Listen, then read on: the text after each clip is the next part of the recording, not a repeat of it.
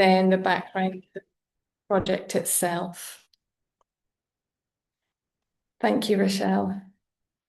So I'm introducing Kit on behalf of her, and these were the photos that she shares that talk about her connection with this project. So Kit graduated, she's Wairoa, she's from Wairoa, and lived there, was born and grew up there and lived there for her childhood, and then went overseas for work and has come back. Kit graduated in 1986 from Auckland with her diploma in physiotherapy, and she's worked in many different countries, many different hospitals, many different communities, but largely in musculoskeletal practice. When she moved back to Wairoa, she grew her own musculoskeletal business private practice in Wairoa, and then took the position when it was advertised, this new position that was created, as we'll hear about, as community physiotherapist in Wairoa, because she wanted to give back to her community. And she felt like it was a great opportunity to continue as a physio and also serve her local community. Kit was saying that shortly after starting her job, there was almost immediately a discussion with Amy, the service manager at the time, about doing a telehealth project to support her in terms of neurological and stroke rehab. So Kit lives in Wairoa now, was born and raised there, and her parents still live in Wairoa. Her journey into physiotherapy started when her older brother suffered a brain injury playing schoolboy rugby. And that's what brought her into physio. So this is kind of a full cycle through that initial neurological presentation and interest in physio background to her learning about neurological conditions. Thanks, Rochelle. And myself, I was born in top left of your screen there is Kilmelford, a small village on the west coast of Scotland, about half an hour from our closest town and 3 hours from our closest tertiary centre. So I am rural by background, and I moved away to study in Glasgow, 3 hours away, as a physiotherapist, and then worked in Glasgow for some time as a physio before heading over to New Zealand, as Steph said, where I've worked in various kind of North Island inpatient rehab, outpatient rehab, and community rehab centres. I live now in Horokiwi, so your bottom right of your picture is a picture overlooking Wellington, overlooking Te Whanganui Atara from Horokiwi. So I still have that rural connection. And the things that brought me to this project were Steph Thompson, I remember hearing you talk, Steph, about the Regions Care Project at one of the National Stroke Network Quality Days, and about equity and access. And that's part of where this project came around from. So my connection with you is what brought me in. Both my parents also experienced stroke. And so, as I say, sort of that rural link is definitely a part of what connected me to this project. Middle picture there I've put in because that reminds me of both my mum and dad. I don't know if you can see, so ko Nichola aho. My mum knitted that hat which says Nichola across the top of it. And then I'm out there in the snow where my dad has written Nichola in the snow, just to make everybody really certain ko Nichola aho.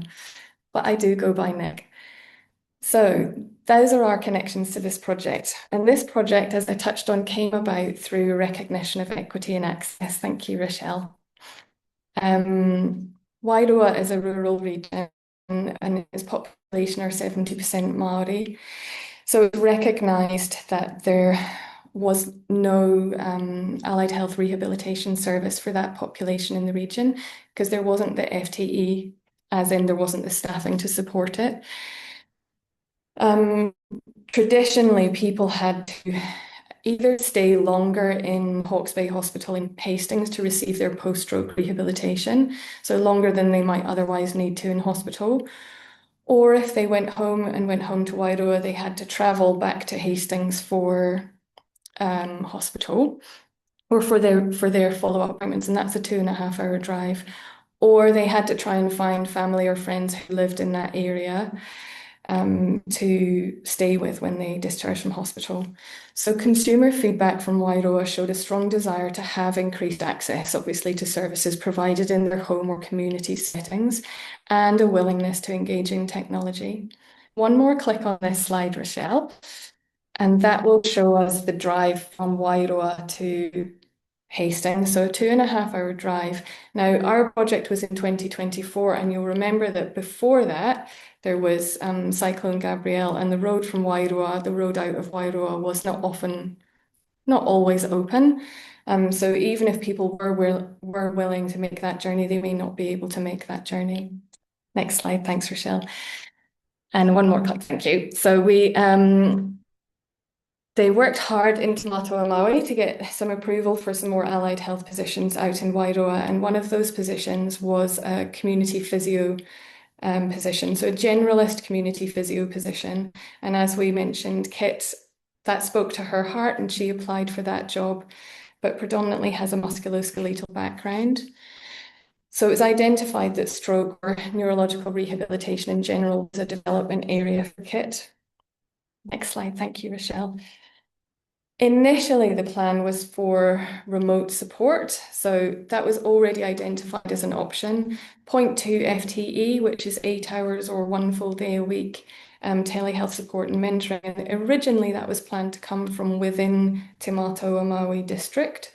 However, at that time, through a constellation of factors, we only had 0.4 FTE of neurophysio for the whole of the district. And so it just wasn't possible to half that into being able to support the development of Kit as well. At that same time, Te Whatu Ora, and again, so this would have been the end of 2023, Te Whatu Ora was coming together as its one organisation and promoting a one organisation philosophy. So there was this kind of idea that areas could work across districts to end postcode lotteries. Thank you, Michelle. So thank you very much, Central Region Stroke Network, because at that network, you'll see on the left-hand side of the screen there, Capital Coast and Hutt Valley Allied Health Consultant in Rehabilitation, aka Steph Thompson. On the right-hand side, Te Mātua Māui Operations Manager for Rehabilitation and Support, also known as Amy Williamson at the time. So they met at, I think, this Central Region Stroke Network, and they had the idea, hang on, if we can't get telehealth support from within Te Mātua Māui, can we look regionally to get some support for this rural physiotherapist? So the timeline of situations was initial questions in 2023, approval to recruit in December 2023, a service agreement was confirmed in October 2023. Kit accepted the role in November and started in December, and then I was recruited and started in January, and we did our project from January to December 2024. Thanks, Rochelle. So the practicalities of the project. I thought we'd look at what the service aims are and then kind of roughly what we did on a day-to-day basis, the resources that we had to play with on that basis. Thank you, Rochelle. Next slide. So the service aims, which were agreed, as I say, feel like a fraud presenting this. All this hard work was done before I was on board. So these were agreed before Kit and I kind of got involved.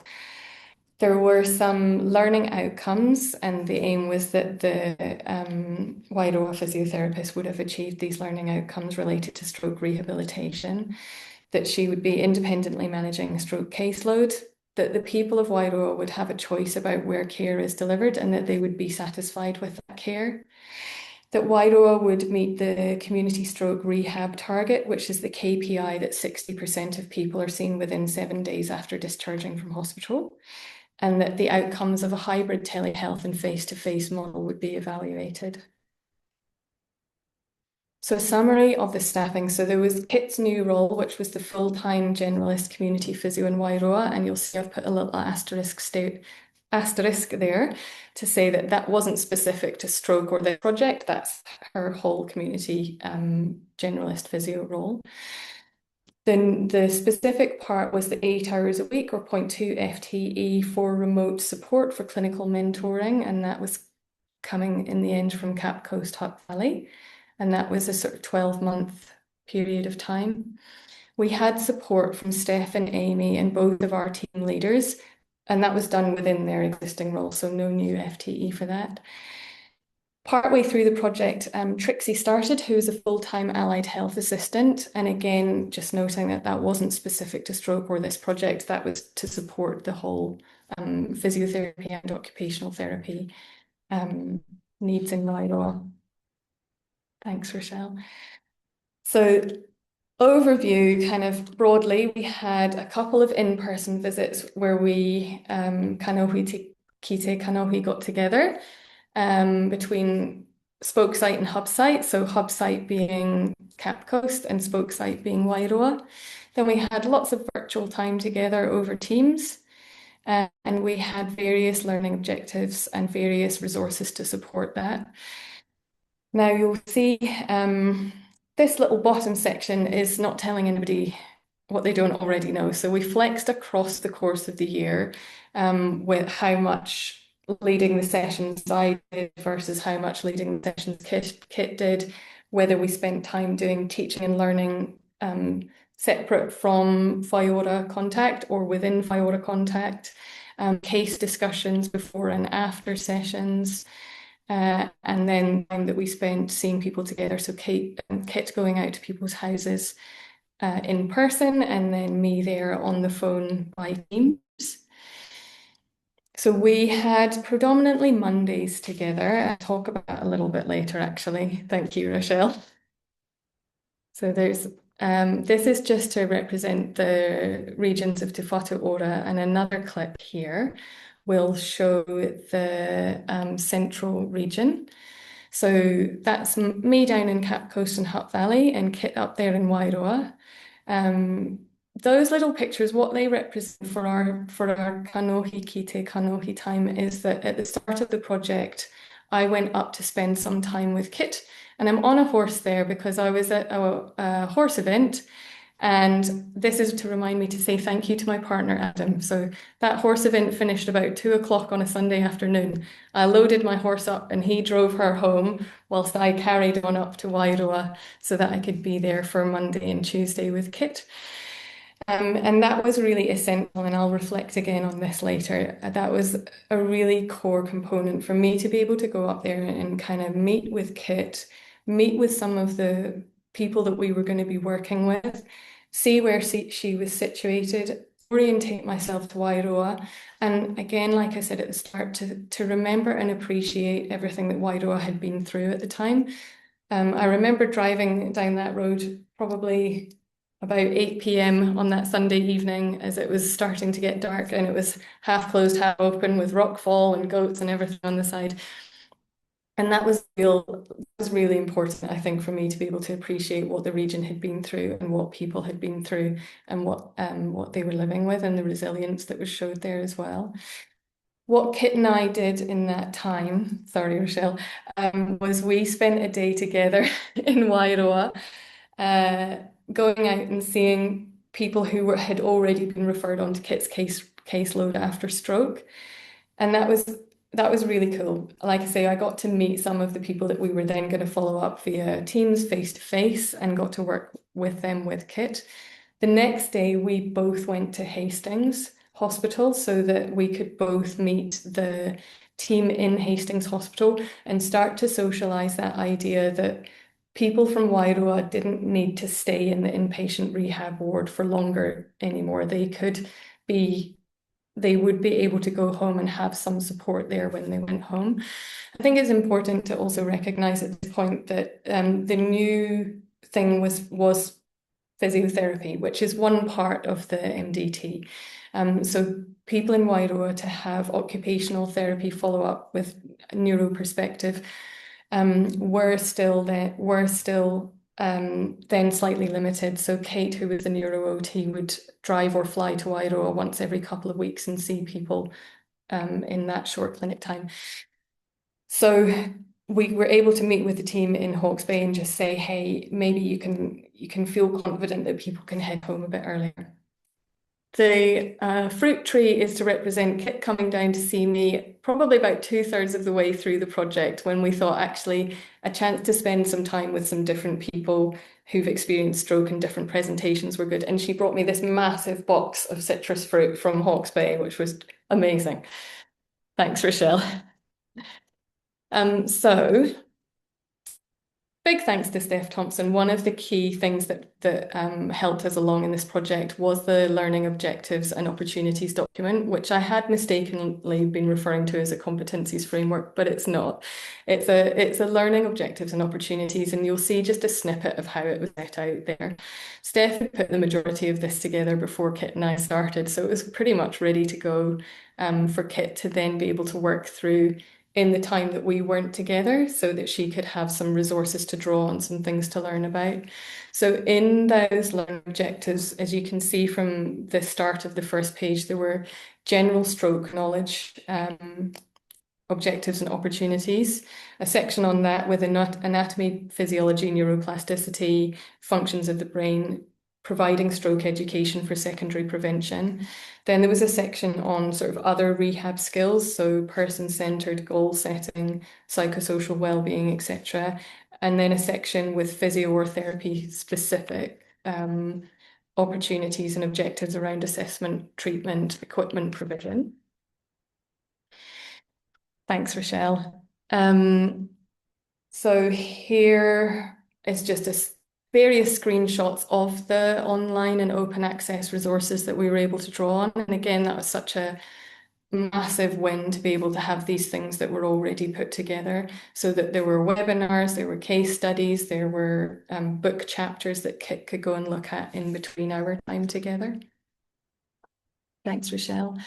Another obvious core component of the project was technology. So online portals would allow me to log in remotely to Matua Māui systems, so that I could see history and also write notes and document the all-important stats. We also used Silo as our messaging app rather than Teams, because it was easier that way to send short video files. And I'll talk a little bit about that later as well.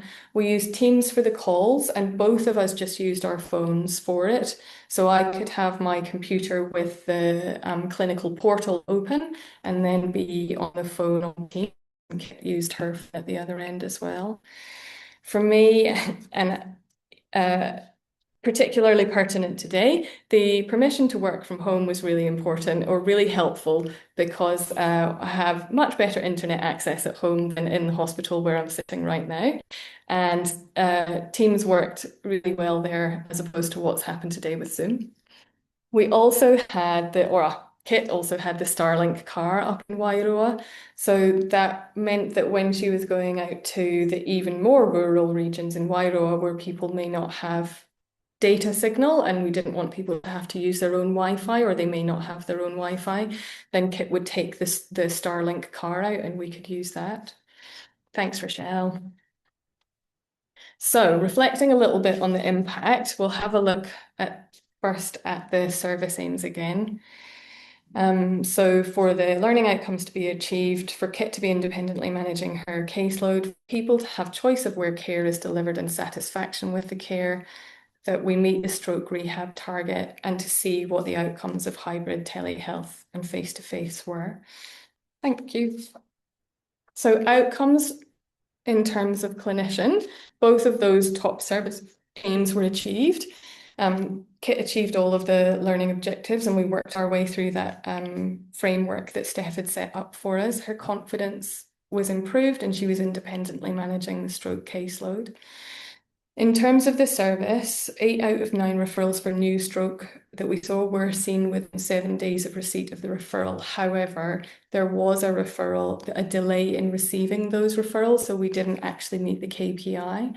And I will also just note here that we saw 9 people with a new stroke diagnosis, but we saw more than that number altogether. People who had experienced previous stroke, who were having maybe a top up of rehab or a review of some goals, and people with other neurological presentations like functional neurological disorder or Parkinson's as well. So we did we were able to use time for other neurological presentations. Thanks. From our Wairoa, so Wairoa I've been using as a term to talk about patients, the people that we worked with, people seeking wellness and health. So Amy Williamson did some consumer feedback after the project had finished and went out and spoke with some of the people that we'd worked with. And these were the themes that she drew out from that consumer feedback. So everybody was obviously really positive about receiving care closer to home.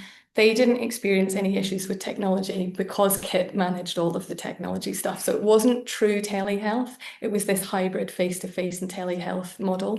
So Kit and then also Trixie on the times that Kit wasn't there and I was maybe doing telehealth with Trixie, the allied health assistant. They managed all of the technology stuff. 100% of the people that Amy spoke to would recommend volunteering to go through this sort of project in the future. But they did say that face-to-face was still crucially important, and you will see that in some of the quotes that we have later. Reduced or no travel time was hugely beneficial, as you can imagine, for people recovering from stroke, and the support from the Cape Coast Hutt Valley site was valued. Thank you, Rochelle. So these are just some quotes that Amy sent through from consumer feedback with consent from the people that she spoke with. I think absolutely true. Traveling 2.5 hours to Hastings to have your therapy follow up after a stroke would have been mind-blowing. We've got some reflection here that people would, that face, just reflecting that kanohi, kite kanohi, the face-to-face was really still important to people. Some people saying that the mix was helpful, having somebody there and somebody remotely was useful. I really like that that whoever that person was, they sit down and still think about it. And then somebody just mentioning that whatever one of Kit or I couldn't understand or get through, then the other one of us would pick up. So that was a really nice feature. I think it's uncommon when you're a community therapist to have company out there, and I think that's just a reflection that it is really useful. Another slide with some feedback coming up. Again, just reflecting that the travel would have been really difficult. The option to do it at home would have been good. A couple here when Amy asked what if it had been telehealth only or in-person only, people saying that telehealth would have been different if that had been the only thing, and that it felt really good. Another quote there saying that it felt really good to have Kit there with her, with the person, and making them feel confident in what they were being asked to try. A reflection that even with the barrier of remote access, that it is still possible to sort of have that connection and be approachable. Please, this talking about there is physio and Wairoa, not the telehealth part of it. So just the recognition that having the access in Wairoa. I've got one more quote, which again just reflects, I think, why all of us do our jobs and why stroke rehab is so important. Not obviously specific to the setup of this project, but just, you know, some of those days when you feel like maybe you're not making a difference, and it turns out you have been and you are. Okay, so that was the impact in terms of whether people felt like they had access and whether they were satisfied with the access, and a little bit of monitoring of whether that hybrid telehealth and face-to-face model worked, which I think it did. Okay, our reflections, and I'll speed up a little bit here. So the enablers to this were, next slide, so thank you. Again, reflecting on the people. So when I was saying to my colleagues here that I was going to apply for this job, a colleague said to me, you know, it's going to be really dependent, the success on this is going to be really dependent on the person on the other end of the line. And I just want to recognize how amazing Kit is. This is no mean feat to step into that role and say, I'm going to switch from having been a musculophysio and take on a new role in a new organisation with things that I haven't done since physio school. So I just think she's amazing for that.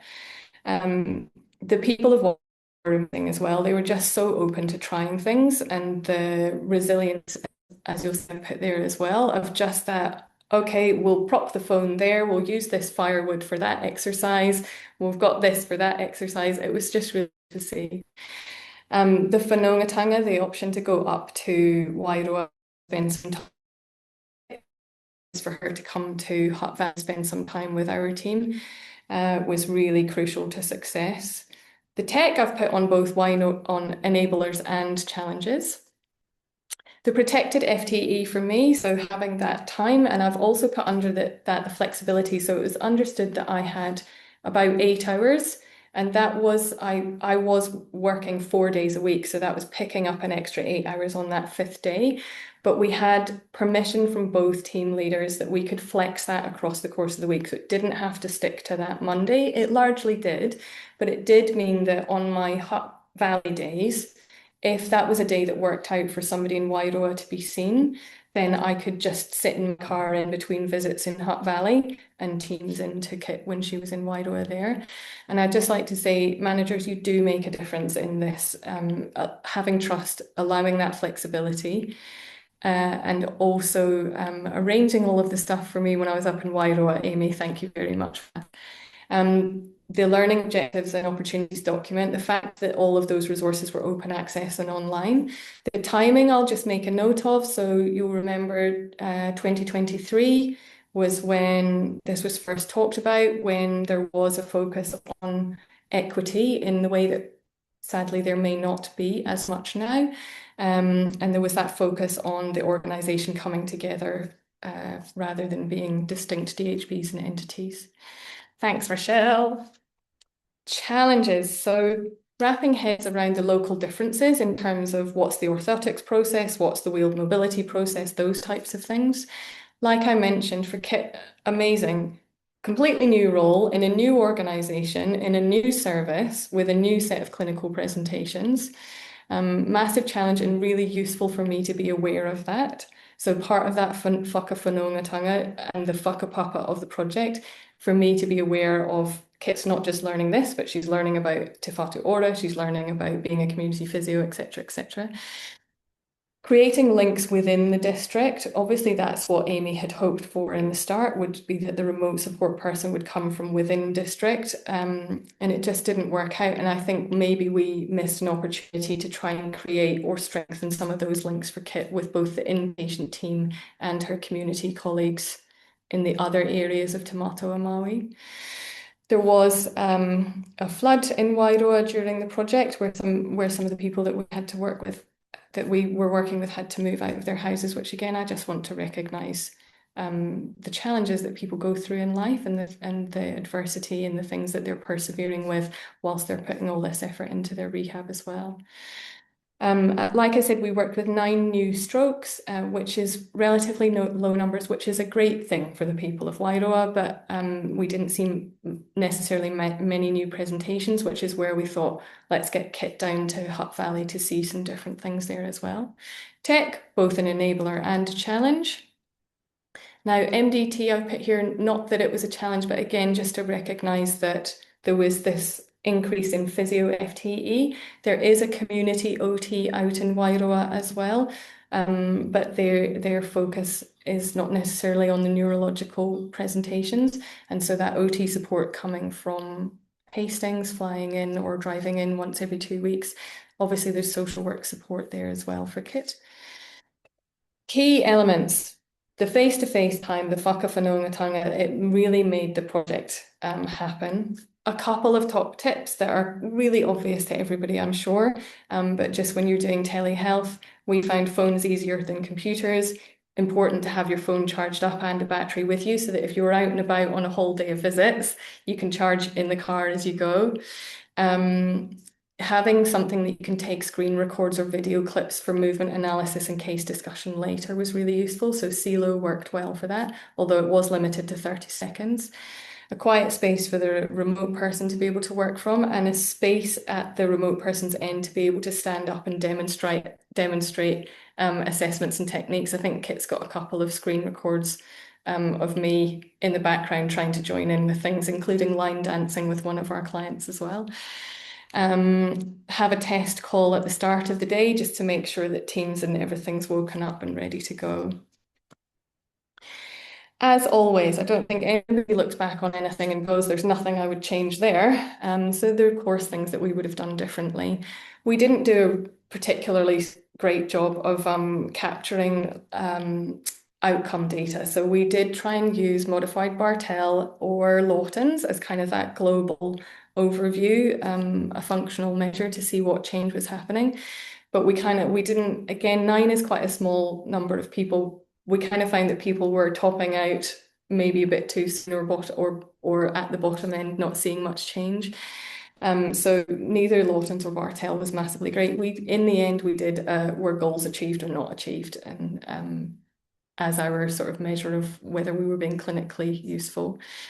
I think what we did do right was an early visit from me up to Wairoa, but Kit coming to Hutt Valley, we did about 7 months into the project and possibly should have done a bit earlier. We thought maybe around the 4 or 5 month mark, so that the person in the rural region had some people that they'd already worked with, and they had a framework to kind of compare things to. But a little bit earlier in the project to then again sort of pick up that confidence to start taking the lead in case management and seeing some different presentations. I think, I don't know about you, that we could have maybe structured a plan of learning a little bit better. We kind of dove into going out to work with Wairoa. And so we talked about the learning framework and you were kind of working on that in the background. I wonder whether in future, if we had put certain dates in the diary where we were going to check in on certain things, that might have made us slightly more structured. Like I mentioned before, probably trying to support Kit to have a bit more time in Hastings Hospital or with her other community colleagues in the district. Oh, I've said that twice about the learning objectives. Oh no, so this was actually slightly a different point. I sent Kit through that document just before going up to see her with the learning objectives, which is you only saw the first page of it. And I got up there and I remember you came into the office, Kit, with you were like, oh my God, do I have to know all of this? And we were like, oh gosh, it's a bit overwhelming to start with. So just maybe parceling that out, although we did check in with each other last week and I think you said in hindsight, actually fine to have it all at once, because then you could pick up on things as they came up, depending on the presentations of of people that we were working with, but just lots of disclosure statements to go, you don't have to know this all at once, take your time. And what we talked about but didn't do was having me be out with the people that I was working with in Hutt Valley and Kit teaming into that, so kind of reversing it so that she was watching my sessions rather than me watching her sessions. Again, just to get a little bit more case mix of different presentations of stroke. For the future, we thought this is a really adaptable model, that hybrid face-to-face telehealth clinical mentoring, really adaptable for other situations, for either mentoring or capability development. A real avenue for allied health for skills sharing regionally and nationally. Persevere through tech hurdles, and I know that Emily has logged off, but I stole that from her presentation at the National Stroke Network Day the other week. Do persevere with tech. There was lots of stuff that we were pleasantly surprised about with tech. For example, the Starlink car, we thought we would maybe have to stay around the car, like have the person come out of their house and be within range of the car, but actually it reached quite far into people's houses, so that was a really pleasant surprise. A reflection on timing. So have this in your mind and sort of be ready when the time is right. I know maybe new projects aren't necessarily getting off the ground at the moment, but there will be a time when they do again, and sort of being ready to take that. Networks, do use them. A lot of this came out of the regional and national networks.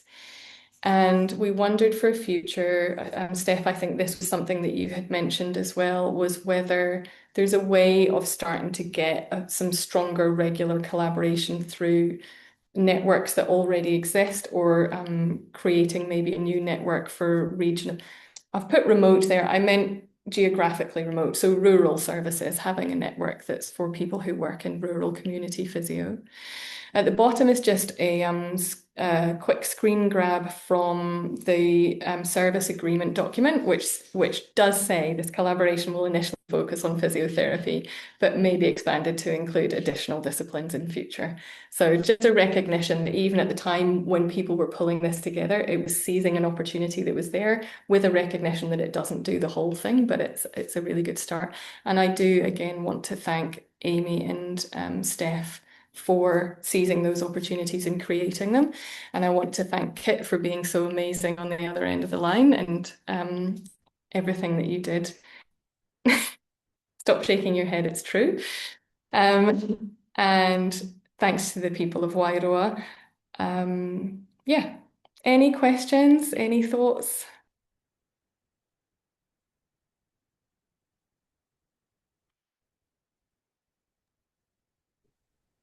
Thank you so much, Nick.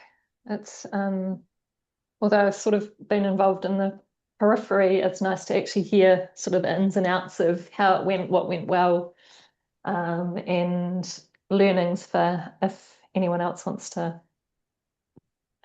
utilize tech in this way.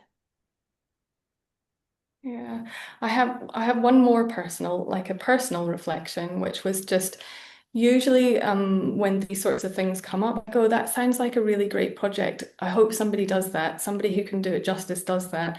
And it just so happened that nobody else could do it in our region. So so just for those of you out there who when these things come up, you go, that sounds great, but maybe I'm not the person to do it. Maybe you are the person to do it. And I'm sure other people would have done it differently and better, but Kit and I really enjoyed working with each other.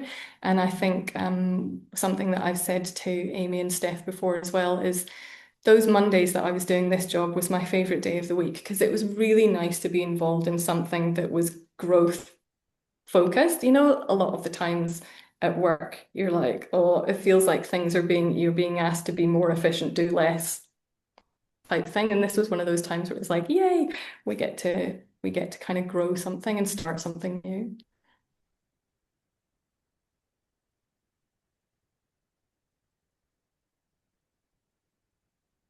All right, I'm just reading a question from Donna. She's looking into supporting baby wearing. Is that? Maybe I just don't know what that is. And this might be a great hybrid model. Did you have a person Why to are you demo? laughing? Why are you laughing? Sorry, I've just jumped on. It was the question was more around the model to demo with, in terms of if you're like I was just wondering how Nichola was like she mentioned standing up and demonstrating, but yeah, how did that work if you didn't actually have anyone to demonstrate on? So I think I've understood your question right, Donna. So I think we bodged up a lot of stuff at home, like little stands for phones and things. And then, so if Kit and I were working with somebody and I thought there was an assessment or an exercise at work, I'd just prop my phone up on a bookshelf and then stand back and show her. And usually, Kit, you would probably watch with the person. And then between the two of you, like I say, they would go, we'll use that piece of firewood or we'll use that XYZ. Yeah. So having the space to do that at my end at home was really useful. The thing that I would say to one of the things that I think might have been handy, you know, those tripods that you can get, like even just simple ones from Kmart that have got the flexi legs on them that you can kind of wrap around something. That probably would have been really useful rather than trying to find books at the right angle and things to prop behind a phone. You can get really fancy ones that have like a gimbal on them and they track movement. I feel like probably Te Whatu Ora wouldn't stretch to that, but it probably would stretch to a like a flexible lip one.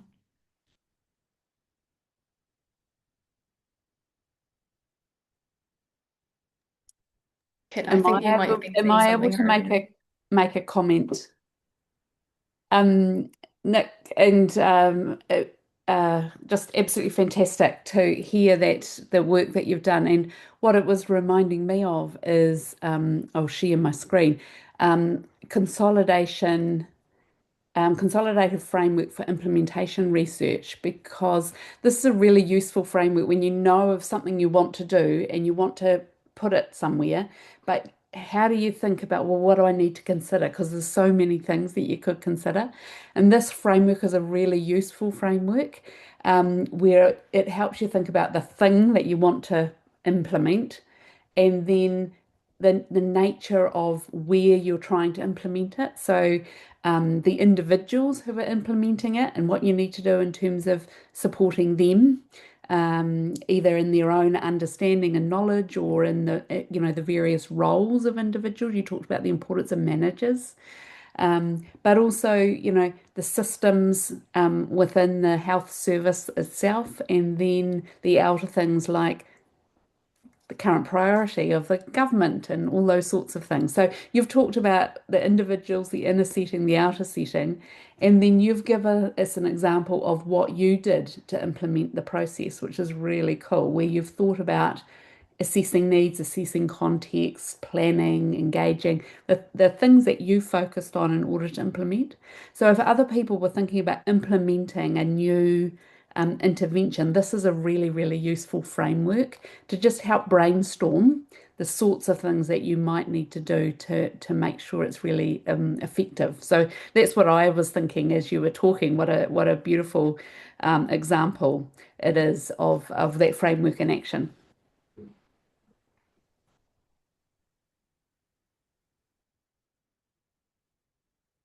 Kate, is there anything I missed or anything that you wanted to add? Yeah. No. I think you're on mute. We got a thumbs up from Kate, so.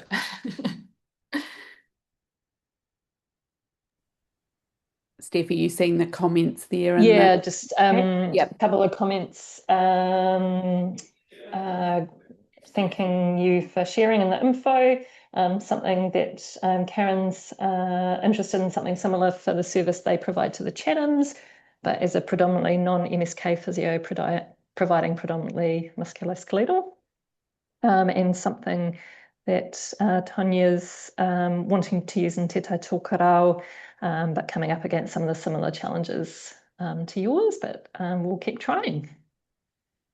I'm more than happy if anybody, like clinician to clinician level, wanted to reach out. I'm more than happy for anybody to send in any questions about kind of those really straightforward, not necessarily highly academic or brainy things, but work really well, like having your phone charger with you and all that type of stuff. And then I think probably Steph and Amy could do the academic, operational, brainy questions. Do you mind just maybe popping your email in the Yeah. chat, Nick? And also just to let you know that this is, I missed the first 3 minutes because I can't multitask, but this has been recorded.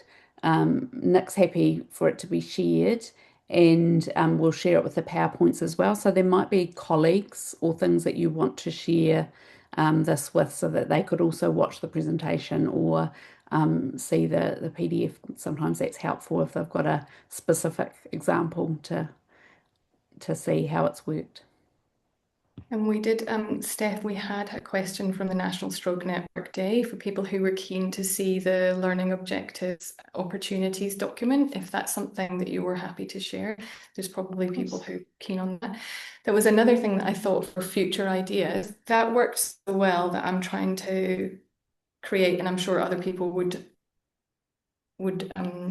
have more knowledge on this as well. Similar ones for different population groups.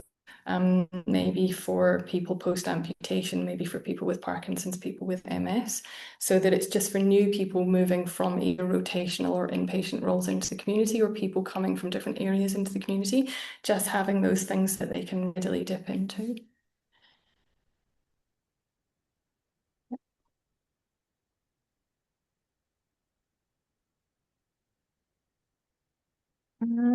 All right. I will thank you so much, Nick, and thank you, Kit, in the background. And I think I saw Amy is on the call as well. So thank you, Amy, for reaching out and getting this started. I'll just close us off with a karakia. Before I do that, we will be, this is our last Rehab Conversation for the year. We will be planning shortly for our 2026 Rehab Conversations. We usually do 4 or 5 across the year. If you've got any suggestions or if you would like to offer to do a presentation, please reach out to us or to our secretary. Our email address is on the NZRA website. Also, please, if you're not a member, it's only $25 for the year to join and help support us to continue to keep these free. You can register on our website also. So I'll just close this off with a karakia. Tuia ki runga, tuia ki raro, tuia ki waho, tuia ki roto, tuia ki te here tangata, ka rongo te pō, ka rongo te au, haumie, huie, taikie. Kia ora everyone, and have an awesome rest of your day. Thank you very much.